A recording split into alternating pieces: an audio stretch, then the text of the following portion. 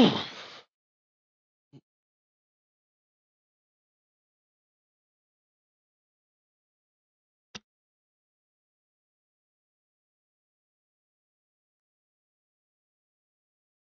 son of a Jumanji, welcome to the jungle.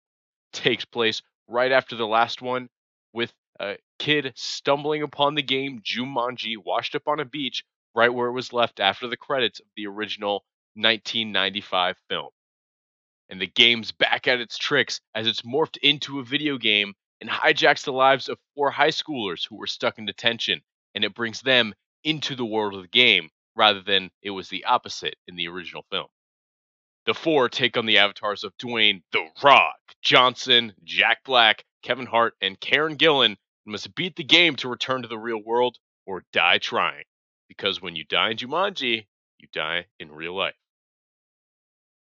Now, when I first saw the trailers for this, I had a pretty good idea of what I was going to get. It's a dumb Dwayne Johnson action movie. Now, the only question is, was it going to be good dumb like Hercules or bad dumb like Baywatch? Was it going to be a Fast and Furious or was it going to be G.I. Joe? All right, I feel like there needs to be like a middle ground on this scale here besides the two extremes. Um um oh man. Okay, middle ground Dwayne Johnson movie. Journey 2. Journey 2's the middle, right? Yeah. Sure. Anyway, the movie definitely didn't disappoint as far as that expectation goes. Although we do spend about 15 minutes, I felt like, at the beginning of the movie, learning about the characters of the high school kids.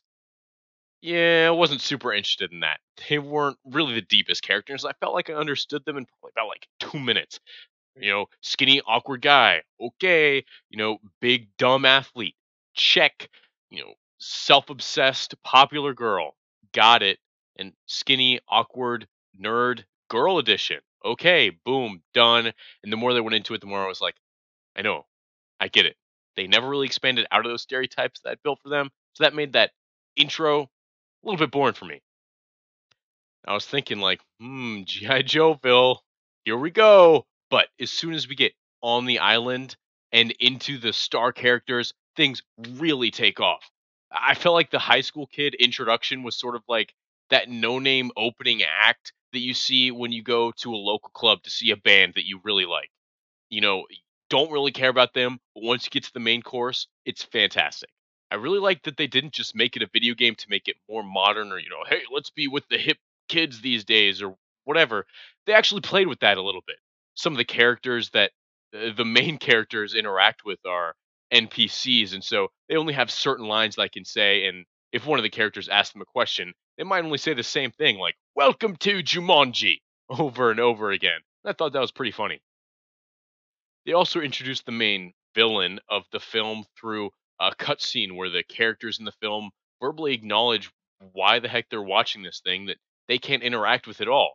And yeah, sure, it was really just a lazy exposition dump, but hey, at least they were clever with it. And honestly, it's more than you can expect often from films like this. And the main stars killed it. I mean, the whole movie really lies on the shoulders of these stars and their established personalities. I mean, the only character development they get is literally just a list of strengths and weaknesses, but it works because of the power of these actors and the persona they bring to the screen. And seeing them play off of that, at least some of them, was really entertaining to watch. I loved seeing The Rock not have uber confidence or not know he's the strongest guy in the room because that's something that you don't get to see that often, or at least I haven't. And yes, this is, as I said before, a Dwayne Johnson type action comedy. Jack Black stole the show. Full disclosure, I know some people can go both ways on Mr. Jack Black, but I'm all in. I mean, School of Rock, mwah. All three Kung Fu Pandas, fantastic. One of the better trilogies out there. The new Goosebumps movie, loved it. Brutal Legend, that's a fantastic video. You know I 100% in Brutal Legend. You know it. I'm proud of it. King Kong 2005. It's one of my favorite films of all time. But seriously, he was great. I mean, Jack Black playing this self-obsessed, popular teenage girl was just. I mean, I never knew that I needed this in my life, but I totally did. The I thought the film shined at its brightest when the script put the actors in positions to take full advantage of the opposites that they've been picked to play. And I thought the actors made some great active choices to really go to the limits of these characters and just honestly take it super over the top. And that's what I want when I'm in a movie. Like, this isn't an intellectual movie, this isn't a think piece. I want over the top, just nutso stuff, and that's what an unconfident Dwayne Johnson is, and that's what a teenage girl that's an overweight middle-aged man is to me.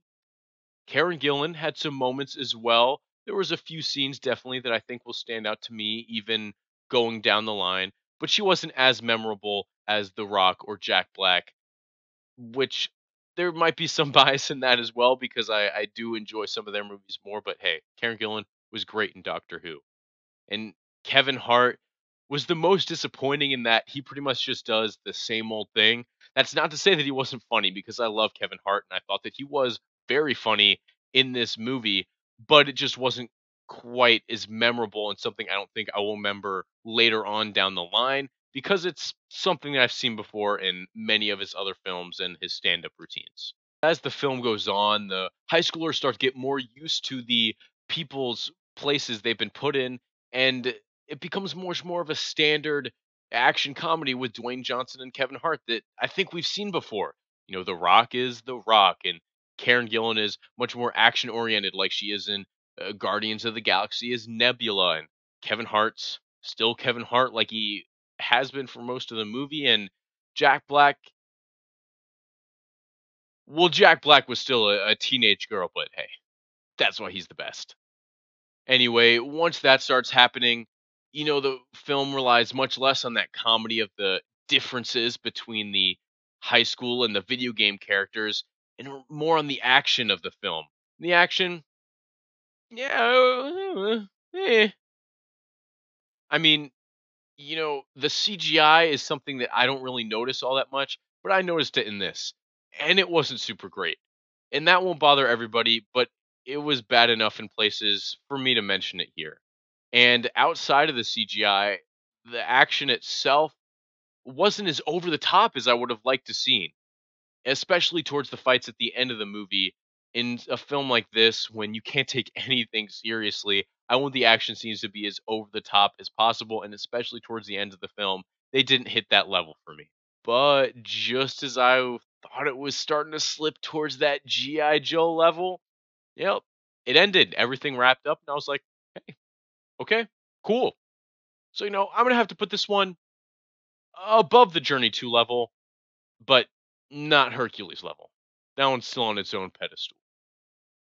There were certainly things I felt the film could have done better, like give Kevin Hart a little bit more of a character stretch or some more of those over the top action scenes. And I think it might have been funny if, the characters walked somewhere and the area hadn't loaded yet. But even the missteps for me, I thought were done pretty well and relatively enjoyable, even if they're not going to be the most memorable things for me.